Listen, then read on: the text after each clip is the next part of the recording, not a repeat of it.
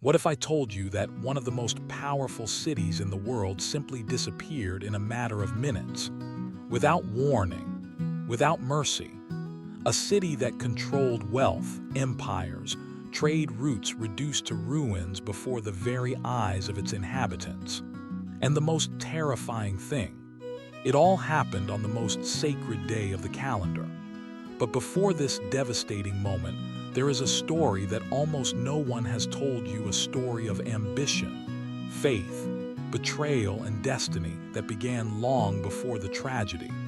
Imagine living in a city that grows before your eyes, each street becoming busier, each port richer, each ship bringing stories and riches from places you can't even imagine. Now imagine seeing all of that disappear. Your home, your history, your security. Lisbon wasn't just a city, it was the pride of an entire people. It was living proof that a small kingdom could conquer the world.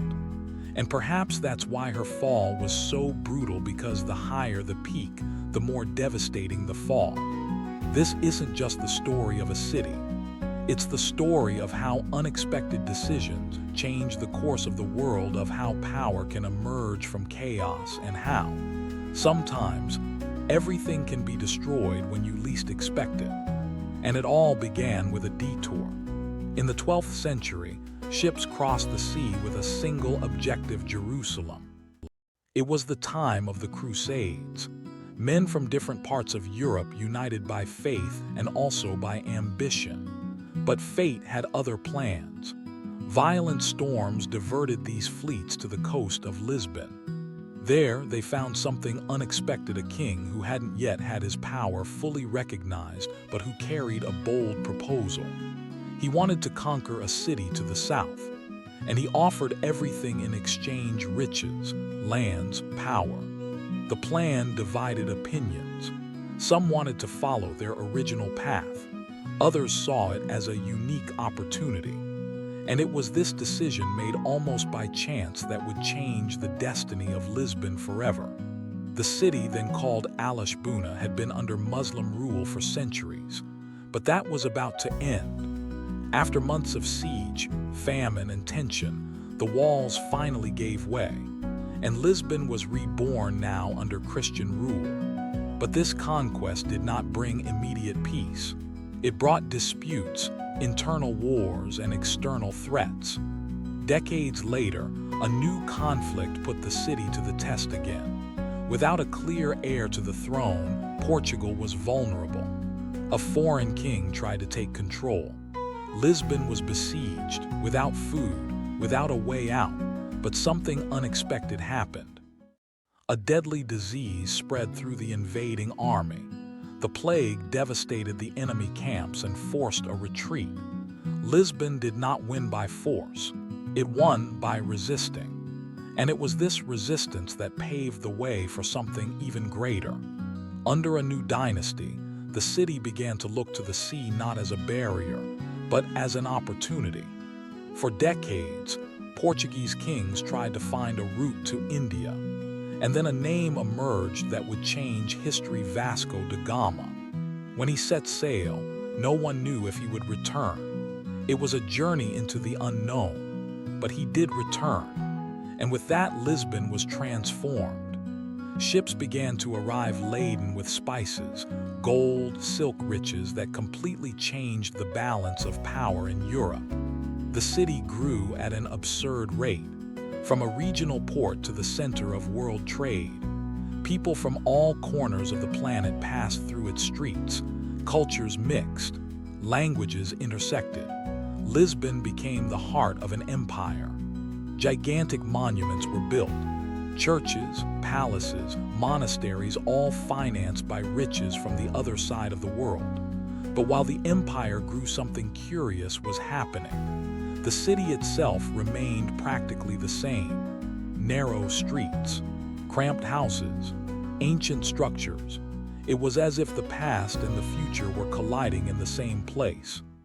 And perhaps this was a warning, because no empire lasts forever. Over time, trade routes were lost. Competitors emerged. Power began to weaken. Lisbon was still grand, but it was no longer invincible. And then came the day that would change everything. It was All Saints' Day morning. The churches were packed, candles lit, people praying. And at 9:40 a.m., the ground began to shake. At first, it seemed like just another tremor. But it quickly became clear that this was different, very different. The tremor lasted for minutes-long minutes. Buildings collapsed. Churches crumbled on the faithful. Chaos took over. Those who managed to escape ran to the port thinking they would be safe there. But something strange happened. The sea receded. The riverbed appeared, revealing wreckage, lost cargo, forgotten secrets. And then came the wave. A wall of water surged forward with devastating force. And it wasn't just one. There were several. And when it seemed things couldn't get any worse, fires started. And they lasted for days. Lisbon, the city that dominated the world, was in ruins. Tens of thousands dead, most of the buildings destroyed. Everything you've seen so far has practically disappeared. But here's what's most impressive: Lisbon didn't end. It was rebuilt, replanned, reinvented. For the first time in history, a city was rebuilt with earthquake resistance in mind. Innovative methods, intelligent structures.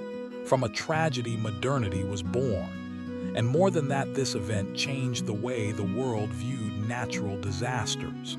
Philosophers, scientists, thinkers, everyone was impacted. The question ceased to be, why did God do this? And became, how can we understand this? The story of Lisbon is more than a sequence of events.